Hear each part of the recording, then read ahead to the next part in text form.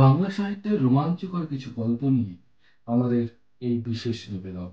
আজ কিশলয় ছোটবেলার সাথীর তরফ থেকে বিশেষ নিবেদন, মনোরঞ্জন ভট্টাচার্য রচিত গল্প ভুতুড়ে পাহাড়। আজ সিকিম থেকে আমরা এই গল্প আপনাদের পরিবেশন করছি। মনোরঞ্জন ভট্টাচার্য ছিলেন একজন শিশু সাহিত্যিক। তার জন্ম ১৯০৩ সালের ১২ই নভেম্বর জলপাইগুড়ি জেলার পার্শ্ববর্তী রংপুর জেলার নীলফামারীতে। পিতা বিশ্বেশ্বর ভট্টাচার্য সেই সময় ছিলেন জেলা ম্যাজিস্ট্রেট। মনোরঞ্জন ভট্টাচার্যের পড়াশোনা হিন্দু স্কুল ও প্রেসিডেন্সি কলেজে। কৃতী ছাত্র ছিলেন। অর্থনীতি এবং রাষ্ট্রবিজ্ঞানে প্রথম শ্রেণীতে প্রথম হয়ে এমএ ও পরবর্তীকালে বিএল পাশ করেন।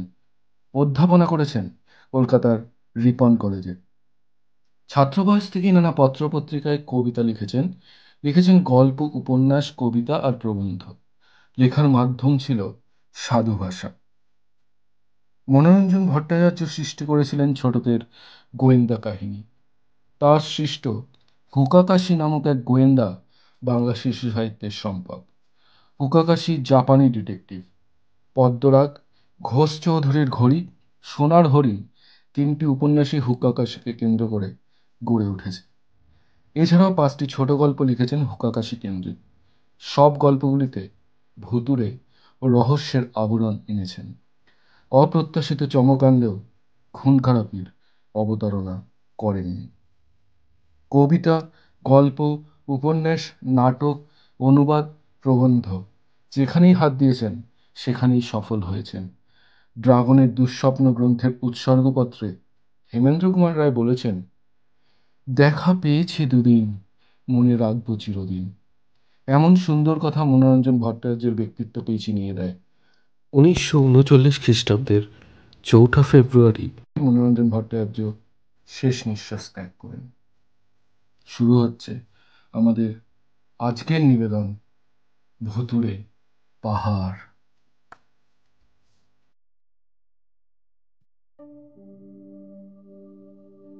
বর্ষাকালে কবি দ্বিজু রায়ের নাকি সবচাইতে ভালো লাগতো মুড়ি দিয়ে ফুলুরি খেতে কুপ কাপ।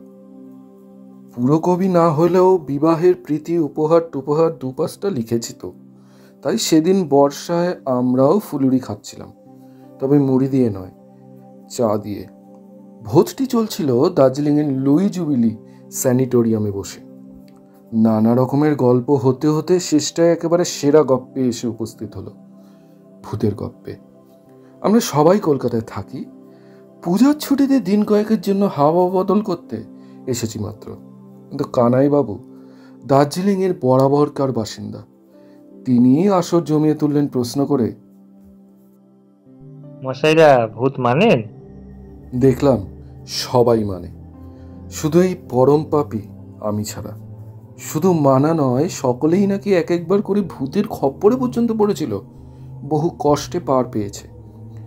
অবিনাশ তো নাকি সাবারই হয়ে যেত যদি না তাদের উড়ে বাউনের টিকিটা চেপে ধরতে পারত। তবু ভূত তাকে শাসিয়ে রেখেছে।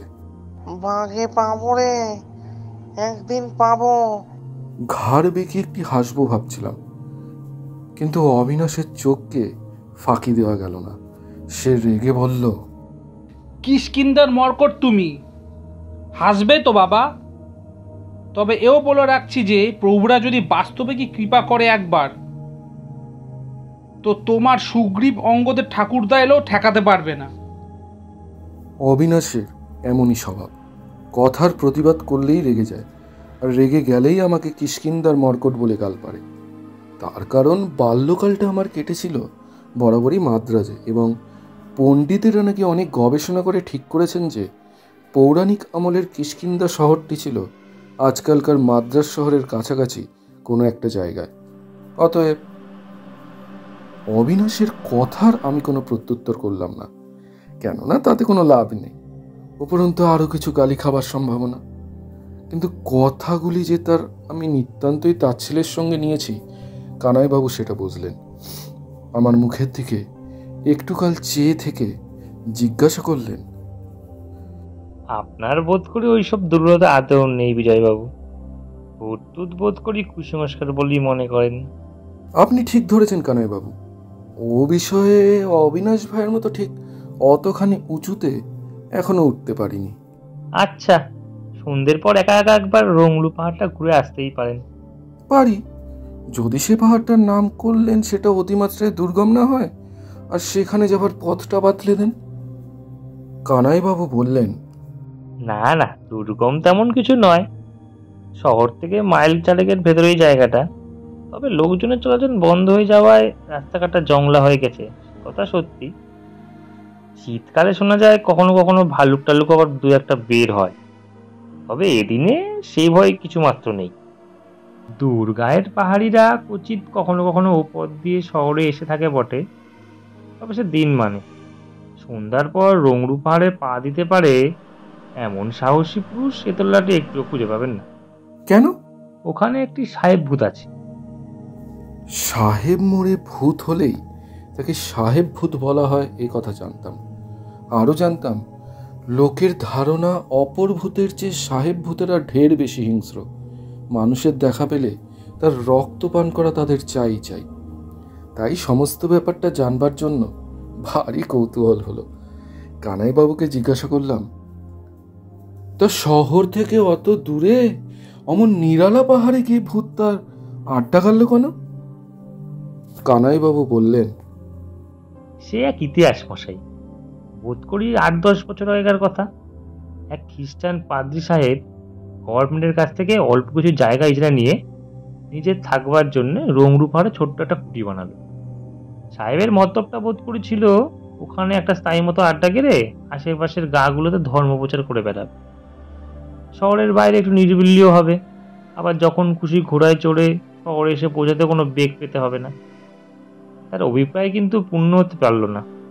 কুটি তৈরির সঙ্গে সঙ্গেই একদিন বাগানে তাকে সাপে কাট, সাহেবকেই পৃথিবী থেকে বিদায় নিতে হলো। অপঘাতে মরার দরুন ভূত হয়ে সে তার কুটি আগলে বসে আছে। তার দাপটে রংরু পাহাড়ের ত্রিসীমানায় কারো ঘেঁষবার জন্য নেই। কতবার কত পাহাড়ির কাছে সেই বিভৎস প্রেতাত্মার কথা শোনা গেছে।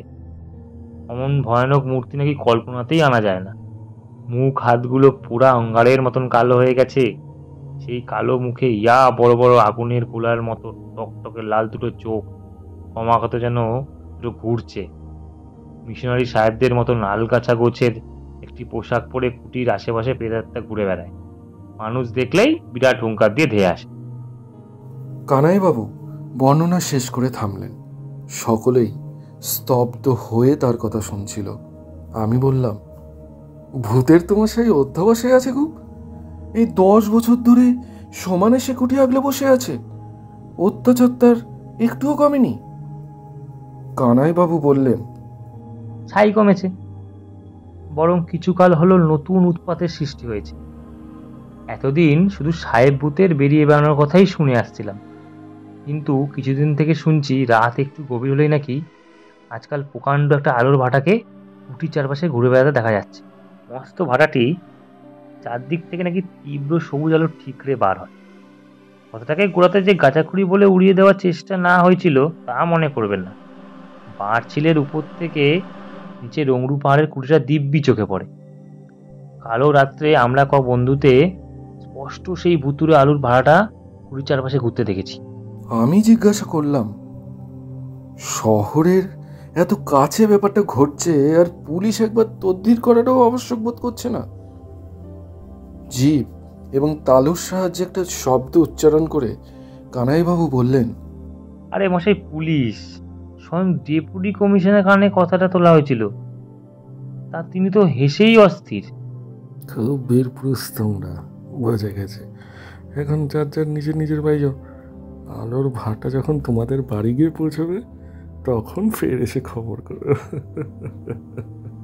অবিনাশ রেগে বলল, দরদ তো উপচে পড়বেই, সাহেব ভূত কি না। সে রাতে আমাকে গিয়ে অবিনাশকে বাড়িতে রেখে আসতে হলো। বুঝে তাকে শাসিয়ে রেখেছে, যদি বাঘে সত্যিই পায়। পরদিন ভোরতেই টিপ টিপ করে বৃষ্টি পড়া শুরু হয়েছিল। ঠিক করলাম যে সকালটায় আর বেড়াতে বেরোবো না। কেন জানি না বরাবর দেখেছি বাদলার দিনে আমার ছোটবেলাকার কথা মনে পড়ে যায়। শৈশবে মাদ্রাজি সহপাঠীদের সঙ্গে কি সুখেই না দিনগুলো কেটেছে। বড় হয়ে সেসব বন্ধুরা কে কোথায় ছড়িয়ে পড়েছে কে জানে।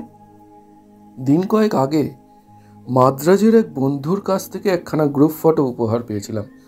সুটকেস খুলে সেখানা বাইর করে আনলাম। অশেষাদ্রি চালু, লক্ষণ স্বামী আয়েঙ্গার, ভেঙ্কট রাঘবন সকলেই সে ছবিতে আছে, কিন্তু তবুও যেন তৃপ্তি হলো না। এ তাদের বড় হয়ে তোলা ফটো। ছোটবেলার সেই কচি মুখগুলি এর মধ্যে নেই। কেবল ভেঙ্কট রাঘবনের চেহারাটায় আগের মতো ছেলেমি ভাবই রয়ে গেছে।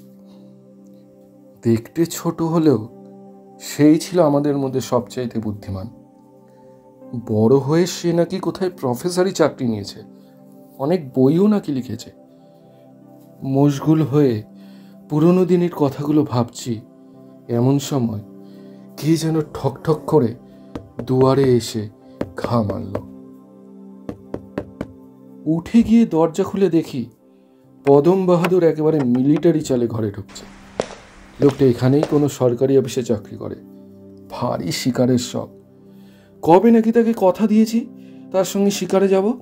আজ রবিবার দেখে সেই কথাটি স্মরণ করে দেওয়ার উদ্দেশ্যেই তার এই আগমন। বাদলার দোহাই, আলস্যের ওজর কিছুতেই যখন সেই নাছোড়বান্ধা লোকটির হাত থেকে পার পাওয়া গেল না, তখন বলিলাম, বেশি দূর বাপু যেতে পারবো না, মেহনতও বেশি করতে পারবো না। সাদা কথায় পাখি শিকারে যদি তার আপত্তি না থাকে, তবে বেলা 3:30 হাতিয়ার সংগ্রহ করে সে যেন আসে, দেখা যাবে। বহুকাল পরে আবার ঘোড়ার উপর। ছোটবেলায় ঘোড়া চালাতে খুবই মজবুত ছিলাম, বিনা জিনেও কত চালিয়েছি, কিন্তু এতদিন কলকাতায় থাকার ফলে ভুঁড়িটা বেশ একটু নোয়াপাতি গোছের হয়ে গেছে। ঘোড়ার পিঠে নাচতে আর রাজি হয় না। কেমন যেন একটা অস্বস্তি বোধ করতে লাগলাম।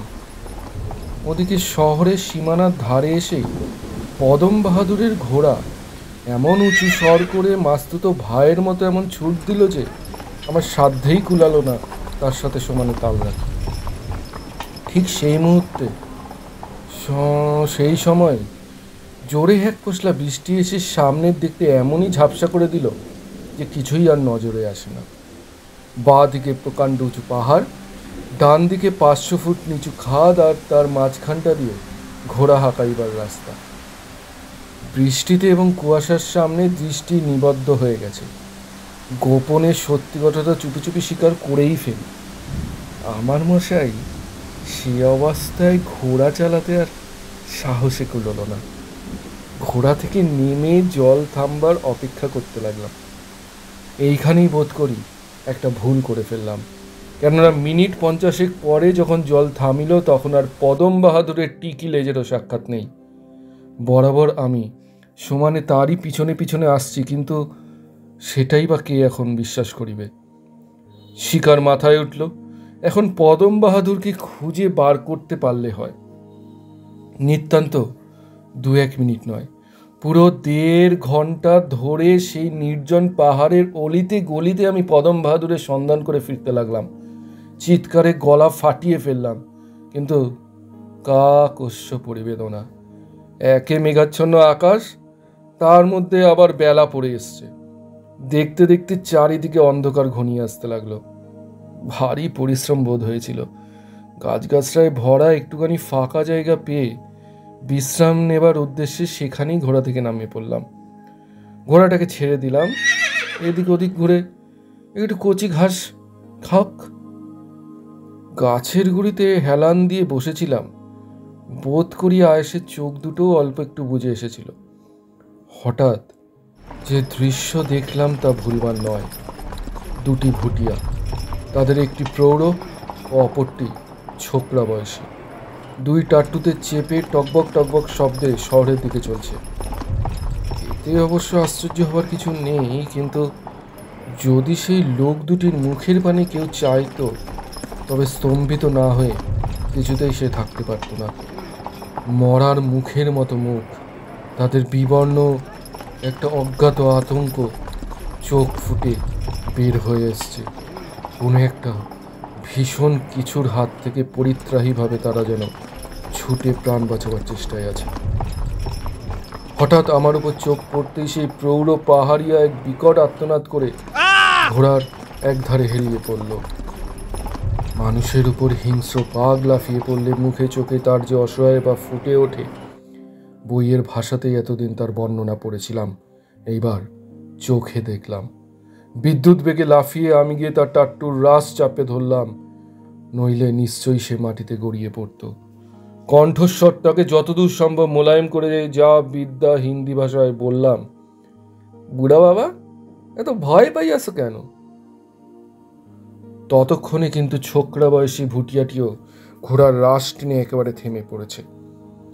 চেয়ে দেখি বিস্ময় বিস্মারিত দুই চোখে সে যেন আমায় গিলছে। তারপর ছানা বড়ার মতো চোখ দুটি আমার মুখের উপর নিবদ্ধ রাখিয়া সে ভাঙা ভাঙা হিন্দিতে বলল, বাবুজি, এ সময় আপনি এখানে? আমি যে কোথায় সে সম্বন্ধে আমার কোনো ধারণাই ছিল না। জিজ্ঞাসা করলাম, কেন, শহর থেকে অনেকটা দূরে এসে পড়েছি নাকি? শহর? শহর এখানে কোথায় বাবুজি? 4 মাইলের ভিতর এখানে জন প্রাণীর চিহ্নও নেই, শুধু বন আর পাহাড়, পাহাড় আর বন। চারদিকে তাকিয়ে দেখি নিবিড় অন্ধকার গম গম করছে। জিজ্ঞাসা করলাম, এটা কোন জায়গা? রংরু পাহাড়। ছেলেটার গলার স্বর যেন একটু কেঁপে উঠল। রংরু পাহাড়? কানাই বাবুর কথা বিদ্যুতের মতো আমার মনের মধ্যে দিয়ে খেলে গেল। সমস্ত শরীরে আমার কাঁটা দিয়ে উঠল। এই বলিষ্ঠ নির্ভীক ভুটিয়া ছেলেটা পর্যন্ত যে পাহাড়ের নাম করতে মনে মনে কেঁপে ওঠে, না জানি সে কি ভীষণ স্থান। আমাকে চুপ করে থাকতে দেখে ভুটিয়া ছেলেটি বলল, বাবুজি, ভাববেন না, আপনি আমার ঘোড়ায় উঠে পড়ুন, আমি ওর লেজ ধরে ধরে দৌড়াবো। অবাক হয়ে যুবক বীরের মুখের দিকে তাকালাম। বাহ, এই তো মর্দের বাচ্চা। প্রকাশ্যে হাসিয়া শুধু বললাম, তার প্রয়োজন নেই, তোমরা রওনা হও, আমার ঘোড়া কাছেই আছে, আমি তাতেই যেতে পারবো। দেখতে দেখতে ভুটিয়াদয় রাস্তার বাঁকের আড়ালে অদৃশ্য হয়ে গেল। নির্জন হতেই স্থানটা যে কি ভীষণ ভয়াবহ তা নতুন করে অনুভব করতে লাগলাম। প্রতি মুহূর্তেই মনে হতে লাগলো নিবিড় অন্ধকার যেন বীভৎস দৈত্যের মূর্তি নিয়ে আমার টুটি চেপে ধরতে অগ্রসর হচ্ছে। কানাইবাবু সেই প্রেতাত্মার গল্প বারবার মনে আসতে লাগলো, আর বুকের ভিতরটা আমার হিম হয়ে উঠতে লাগলো।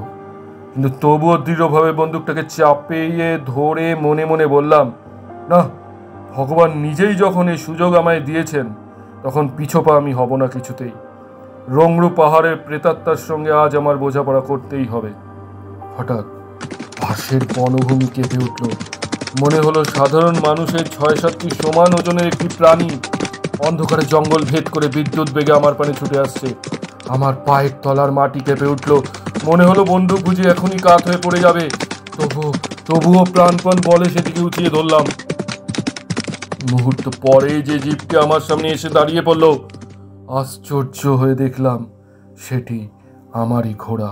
কিন্তু কিন্তু একই চেহারা তার, সমস্ত শরীর অবিরত কাঁপছে, নিদারুণ ভয় মুখে চোখে যেন উপচে পড়ছে। অসহায় ভাবে সে আমার গা ঘেঁষে দাঁড়ালো। ইতর জীবের মুখেও যে ঠিক মানুষেরই মতো ব্যাকুল ভয় কাতর ভাব ফুটে উঠতে পারে, তা সেদিন প্রথম লক্ষ্য করলাম। সে মুখ যেন অবিলম্বে সেই স্থান ত্যাগ করবার জন্য আমাকে ইঙ্গিত জানাচ্ছিল। একবার ভাবলাম, আর নয়, এবার সরিয়ে পড়াই মঙ্গল। যে জায়গায় দুর্ধর্ষ ভুটিয়া পাহাড়িয়া আচমকা মানুষ দেখে ঘোড়ার কাছে গিয়ে এলিয়ে পড়ে, যে স্থানে এসে নিঃশঙ্ক পাহাড়িয়া ঘোড়া ভয়ে দিশাহারা হয়ে যায়, না জানি কি ভীষণ সে স্থান। কিন্তু সঙ্গে সঙ্গে আবার মন বলে উঠল, কি মরণের ভয় এতই বড় হলো? কালামুখ লইয়া ফিরবে কোন লজ্জায়?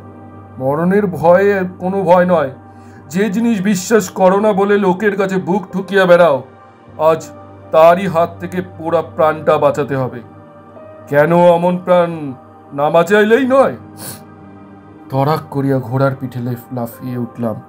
যে দিক থেকে ভয় পেয়ে ঘোড়াটি দৌড়ে এসেছিল সেই দিকে আরেক পাও নড়তে চাইল না। অসম্মত ঘোড়াকে সামনে চালিয়ে লইবার মতো কোনো রকম কৌশল আমার জানা ছিল না। যেগুলো জানা ছিল সেগুলো সবগুলিই যখন ব্যর্থ হলো, তখন অগত্যা ঘোড়া থেকে নেমে সেটিকে একটা গাছের ডালের সঙ্গে বাঁধলাম। তারপর বন্দুক হাতে একাই সামনে অগ্রসর হতে শুরু করলাম। জঙ্গলের ভিতর দিয়ে খানিকটা এগোতেই যা দেখলাম, তাতে আমার সমস্ত শরীরে বারবার কাঁটা দিয়ে উঠল।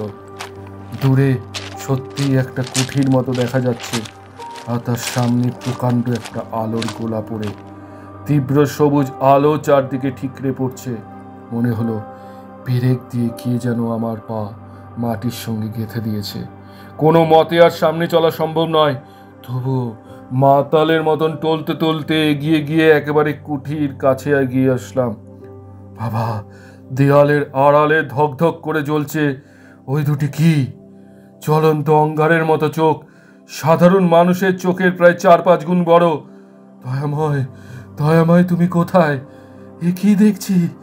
শুধু তো দুটি চোখ নয়, এই যে ছায়ামূর্তি, পাদ্রী সাহেবদেরই মতো সাদা সাদা আলখাল্লার সমস্ত শরীর আচ্ছাদিত।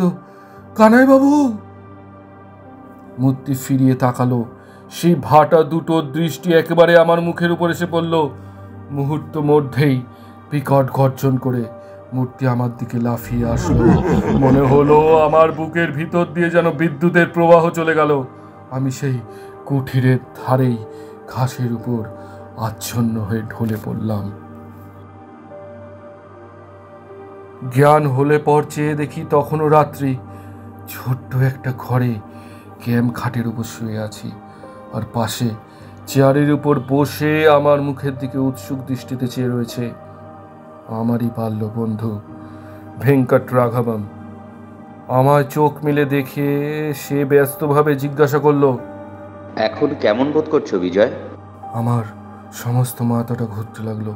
ভাবলাম, আমি বা কোথায়, আর মাদ্রাস থেকে রাঘবমই বা এখানে এসে মিলল কি করে? জিজ্ঞাসা করলাম, এ আমি কোথায় রাঘবম? রংরু পাহাড়ে।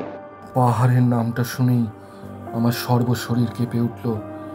দেখে রাঘবম হেসে বলল, ভয় নেই গো, ভয় নেই। আমি আজকাল রংরু পাহাড়ের ভূত। অবশ্য আসল ভূত নয়, তা টের পাচ্ছ।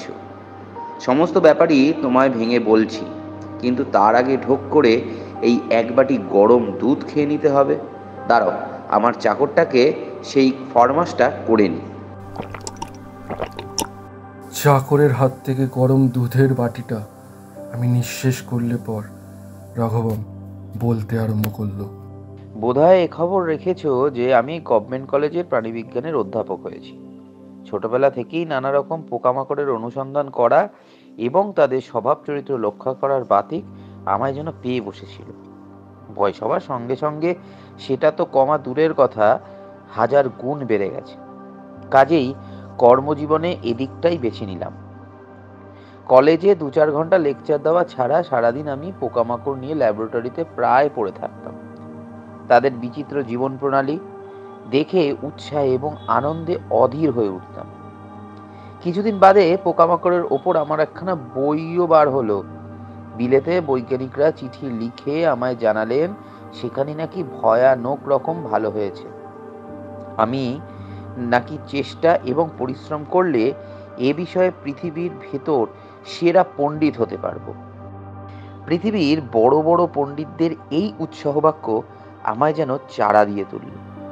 মনে মনে প্রতিজ্ঞা করলাম, এই জ্ঞানের প্রসারের জন্য আমার জীবন উৎসর্গ করবই, এবং কোনো সুখের প্রত্যাশা রাখবো না, এবং কোনো রকম বিপদকেই কার্যের ভেতর আনবো না। ভারতবর্ষের সবচাইতে বড় বিধাতার আশীর্বাদ হচ্ছে হিমালয় পর্বতটি। কত রকম গাছ গাছড়া এবং জীবে যে এই পর্বতটি ভর্তি, তা আর কি বলবো। ঠিক করলাম এই হিমালয়েরই ভিন্ন ভিন্ন কীটপতঙ্গ নিয়ে আমার গবেষণা শুরু করতে হবে। সুতরাং 1 বছরের ছুটি নিয়ে চলে এলাম দার্জিলিংয়ে। লোকালয়ের বাইরে নির্জন একটা জায়গা পেলে আমার গবেষণার কাজে সবচাইতে সুবিধা হয়, কিন্তু তেমন জায়গা এখানে পাওয়া যায় কোথায়? সুতরাং ডেপুটি কমিশনারের সঙ্গে একদিন এই বিষয়ে আলাপ হতেই তিনি বললেন, রংরু পাহাড়ে একটা পুরো বাড়ি আছে। সবার ধারণা সেখানে এক পাদ্রী মরে ভূত হয়ে আছে। যদি আমার ভয় না হয় তবে তিনি সেখানে সমস্ত বন্দোবস্ত করে দিতে পারেন। ভূত জিনিসটা কোনো কালেই আমি মানি না, কাজেই তৎক্ষণাৎ রাজি হয়ে গেলাম। সেই থেকে আমার বিশ্বাসী চাকর রামপিল্লাই আর আমি এই রংরু পাহাড়ের অধিবাসী হয়েছি। শিয়াল প্রভৃতি বুনো জানোয়ারের উপদ্রব থেকে রেহাই পাওয়ার জন্যে ইলেকট্রিকের তারে সমস্ত কুটিটা ঘিরে নিয়েছি। তারে তাদের গা লাগলেই দারুণ শখ খাবে। অবশ্য এটা আমি বেশ বুঝতে পেরেছিলাম যে রাত বিরেতে আমাকে দেখে অনেকেরই ওই মৃত পাদ্রীর কথা মনে পড়ে যাবে। কেননা আমাদের গবেষণার কাছে এই যে প্যান্টালুনের উপরে অ্যাপ্রনটা পরে নিতে হয়, তাতে অনেকেরই আমাকে ওই আলখাল্লাধারী পাদ্রী বলেই মনে হয়। অনেক সময় বিষাক্ত গ্যাস ট্যাস নিয়ে কাজকর্ম করছি, তাই পরীক্ষার সময় চোখে যে লাল বিকট গগল চশমা আর নাকে মুখে মাস্ক বা ঢাকনি নিয়ে থাকি, ভূতের চেহারা অনেকখানি ওই রকমটাই, কি তাই না? আশেপাশে গ্রামের অনেকেই যে আমায় পাদ্রীর প্রেতাত্মা ঠাউরেছে তা আমি বেশ বুঝতে পেরেছি, কিন্তু তাতে আমার লাভ বই কি লোকসান নেই। কেননা জায়গাটা যত নির্জন হবে আমার গবেষণার কাজও ততই ভালোভাবে চলবে। একটু থেমে রাঘবম আবার বলল, এই তো একটু আগেই দুই ভুটিয়া টাট্টু চেপে পাহাড় পার হচ্ছিল। অন্ধকার হয়ে গেছে দেখে ভয় তাদের মুখ কাগজের মতো সাদা হয়ে গেছে, বেশ বোঝা যাচ্ছিল। সে কেবল এই আমারই ভয়। আমি জিজ্ঞাসা করলাম, কিন্তু কিন্তু ওই যে সবুজ আলোটা, ওটা কোত্থেকে আসছে? একরকম পোকা আছে যারা রাত্রি ছাড়া বাড়ি হতে পারে না। ওই তীব্র আলো তাদের ওপর ফেললে তাদের গতিবিধি লক্ষ্য করা যায় এবং সময় বিশেষে বোতলে পোড়াও খুব সহজ হয়ে যায়। কাজেই রাত্রে প্রায়ই ওটা নিয়ে আমি ঘুরে বেড়াই। দূরের লোক বোধ হয় শুধু ওই আলোটিই দেখতে পায়, আমায় লক্ষ্য করে না। নিশ্চয়ই ভাবে কোনো ভৌতিক আলো কুঠির চারপাশে ঘুরপাক খাচ্ছে। আজ সন্ধ্যের পর হঠাৎ কোথা থেকে একটা জিন পড়া ঘোড়া ঘাস খেসে খেতে কুটির পাশে চলে এসেছিল। তারে গা লাগতেই বিদ্যুতের দারুণ শক খেলো। সঙ্গে সঙ্গে চোঁ চোঁ করে একেবারে দৌড়। ঘোড়া যখন এসেছে তখন শাওয়ারও নিশ্চয়ই কাছাকাছি কোথাও আছে, এই ভেবে নিয়ে আমার একটু খোঁজ করা উচিত ছিল, কিন্তু আলস্য করে তা আর করলাম না। খানিক বাদেই তুমি এলে। মিলিটারি বেশে অত দূর থেকে তোমায় অবশ্যই আমি চিনতে পারিনি, কিন্তু চিৎকার করে বললাম, খবরদার তারে গা ঠেকিও না, শক খাবে, বলেই দৌড়ে তোমার দিকে আসছিলাম। এর মধ্যেই কিন্তু তার ছুঁয়ে শক খেয়ে গেছিলে তুমি এবং মাটিতেও অচৈতন্য হয়ে পড়লে।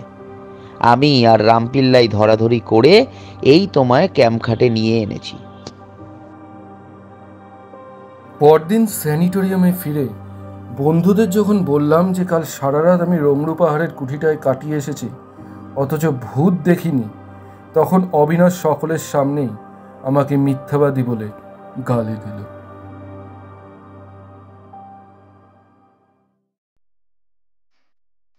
শুনছিলেন ভূতের পাহাড়, রচনা মনোরঞ্জন ভট্টাচার্য।